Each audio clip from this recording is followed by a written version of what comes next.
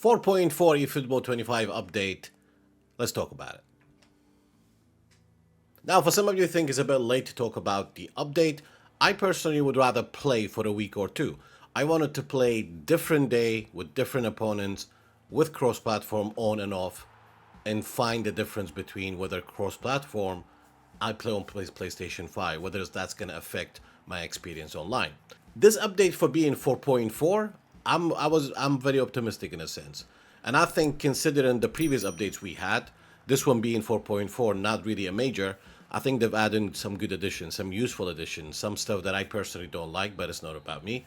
And basically they covered, number one, 3 different categories, which was gameplay, player development, useful functions. I like almost all the useful functions. And differentiation between player development and gameplay. The gameplay one, it's a little bit on and off for me at the moment because how your online experiences impacts everything. So, first of all, let's talk about crossplay. It's good for people on Steam or Xbox because the users are less on these platforms. For PlayStation, let me tell you my experience. I played in 7 different days with different opponents. I had cross-platform on. I never had a single good experience against cross-platform users in a sense. Like a lot of time I would press pass and I'm looking up and the ball is still with me and I get intercepted. So for that reason, personally on PlayStation, I had to turn cross-platform off. I don't think it's ready for ranked matches. And I know most of you guys on Xbox PC, you probably would like it because you can find matches easier, etc. But that is just my experience, and comment down below if you have the same issue. If you are on PS5, if you have cross-platform turned on, do you experience laggy matches? And I think in general there's something going on with the connection online, generally speaking. One day you play for a couple of hours is absolutely amazing and is smooth, and you can use your Neymar, you can dribble, etc. The next day or a couple of hours after, the ball bounces off your players, the response of a player is delayed. Like almost we're going from having invisible delay to straightforward visible lag in a sense. I hope that'll be fixed. But the reason why I'm optimistic for the first time in a very long time is because I like where they're going right now, considering the producer and the assistant producer. These guys used to work on PES, at least one of them, I think. So I'm like a little bit optimistic about, okay, what are they going to bring? Because it's been a massive change with the Konami office again for the 3rd time. So in terms of connection, yeah, not having a great experience right now. And of course they added some different animations, etc. There are rumors that they may use the new game engine. Now I don't know what kind of rumor that is. I don't know how is that possible, considering anything that isn't possible on mobile, it's not going to be implemented on console, because mobile is the moneymaker really. And of course they added they tweaked certain animations, giving you the illusion of there are new animations, some cosmetics like offside lines. And the other important topic I want to talk about, what I've noticed is that like defenders, your defensive shape, and I tried different. The reason why I'm making this video a little bit late, because I want to experiment with everything. No matter what formation I use, no matter what kind of center back I use, no matter what playing style defenders I use, there is a massive gap between your center backs. And in my opinion, this will give you an illusion of, oh, defending is more manual right now. I'll give you an example with a destroyer. Destroyers usually are very aggressive. Now, what a destroyer does right now, it pushes all the way to the center, very aggressive. But when the opponent's playing slow in front of the box, my destroyer is just snoozing in my box. Like, defense has way too many gaps and is very conservative in a way. And that gives you the illusion of, oh, defending is more manual, I need more skill in a sense. I don't think personally that defense is more manual right now, because I played certain games where I can see what the user is doing. The user wasn't doing much and AI was covering everything. And same thing for me. In the next game, all my players are just snoozing. They're conservative, they're not pressing. Almost I had to do everything myself, like correcting them. So I'll leave that one for you. What do you think about the defendant currently in this situation? Things that are a bit more OP. In the box, doing a stunning cross, circle stunning cross. You're probably thinking, why do I need a powerful cross in the box? But it works. And try me. Try it. It works. And the other thing is the kind of almost as good as PES L1 triangle passes are back, especially the first couple of days when the update was implemented. after the Thursday, and I feel like that's kind of been, it's not the same. So they're still changing things in a sense. Or maybe I haven't played enough.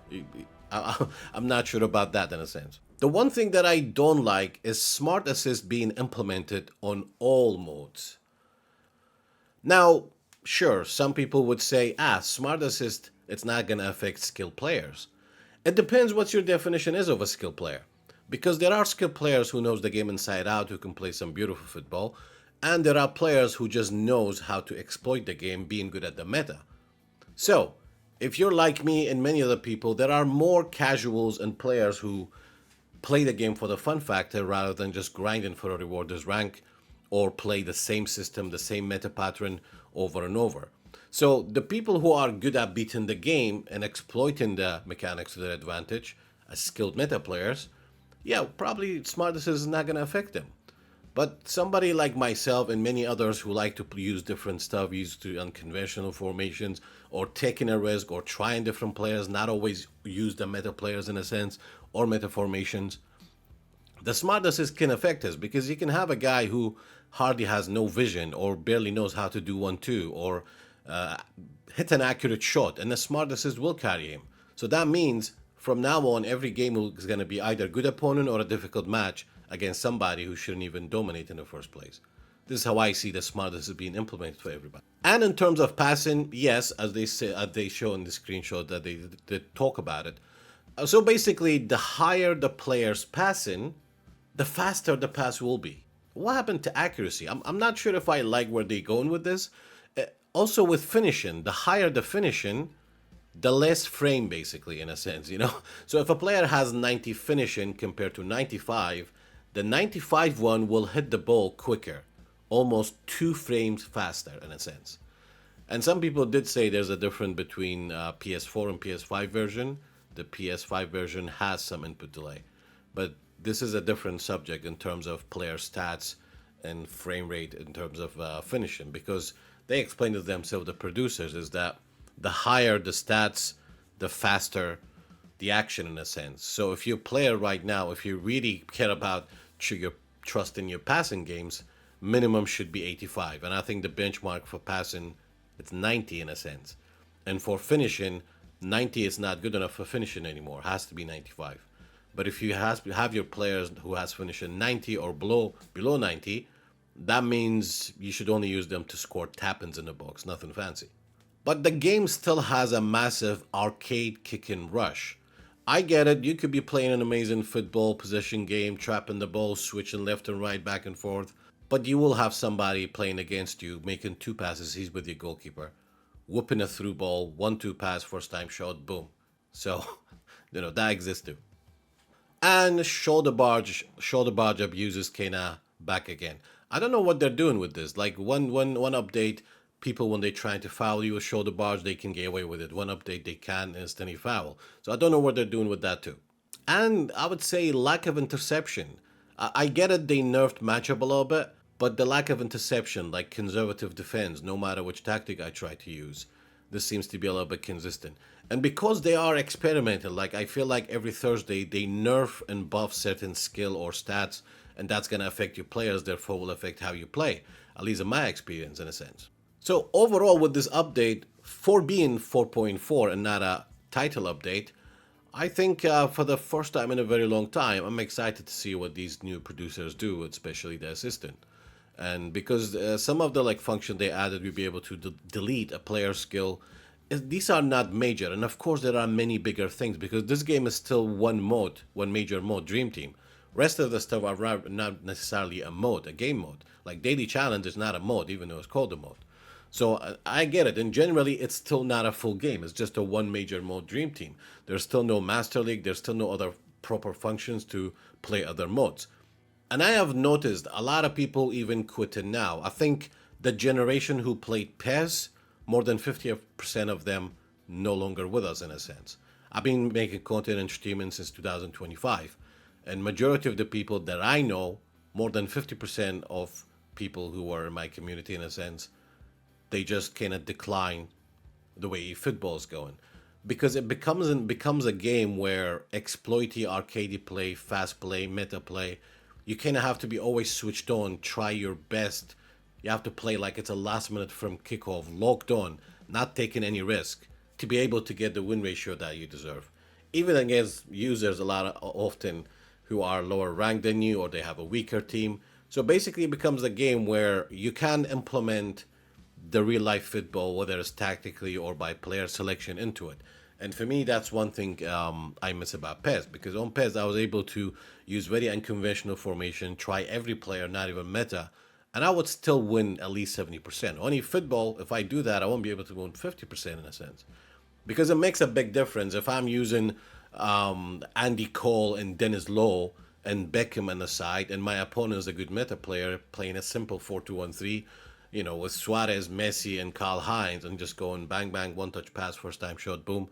It's a very different in a sense. So that way, people are always go online using only the best of the best in a sense. So the game is becoming always try hard, and I missed the part of it where fun factor was a little bit effective. Right now, if you get to Div 1, even if you are above like rank 2000, you can't take any risk basically. So before we end this video, I want to know your opinion about these topics we spoke about in terms of connection, crossplay, gameplay, defending, passing, how that higher status actually affects how fast a player will do the action, which is very weird for me. I thought it would be just simply more accurate in a sense, because faster it means.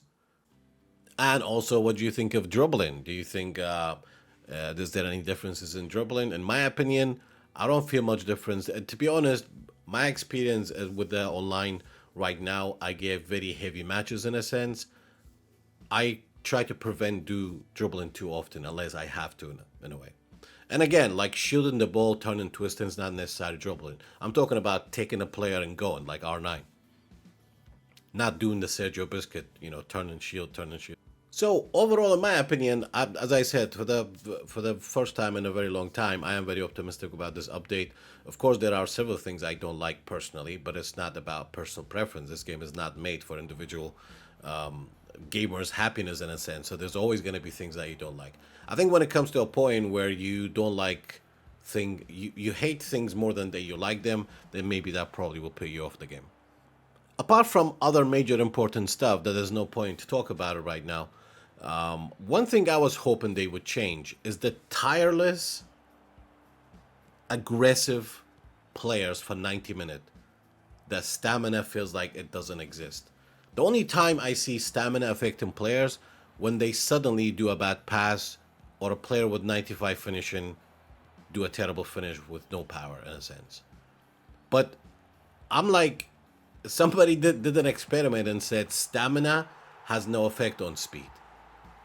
That is just like, I don't even can't find a word for it. Like, you can run if you don't have stamina, and apparently stamina has no effect on speed. Now, I'm not saying that is accurate, but the amount of time the fastest players or the slowest players with low stamina, even if they have fighting spirit, they're still kicking and chasing the fresh sub that I put on who's rapid. It proves something else for me. And because players don't get tired as much as they should be, the mindless, aggressive, fast play, it's getting a little bit annoying in a way. And of course, they nerf and buff a lot of stuff, but the meta one-touch pass, first-time shot, it seems like it's hardly getting nerfed.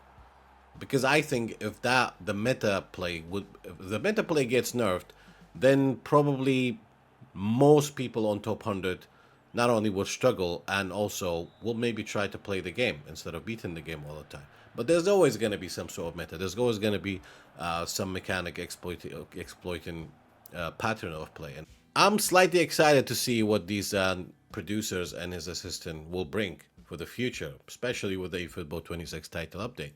Because it doesn't matter what kind of shiny cards I have, what kind of legends I have, how good I am. If online experience is not consistent, I don't see the point. So maybe after 20 years, we finally have smooth online. Maybe. I don't know if this cross-platform made it worse. I can only speak from my experience on PlayStation because I had to turn it off. Yeah, at the moment, the online experience is not great, but we'll see what happens. We'll update you guys.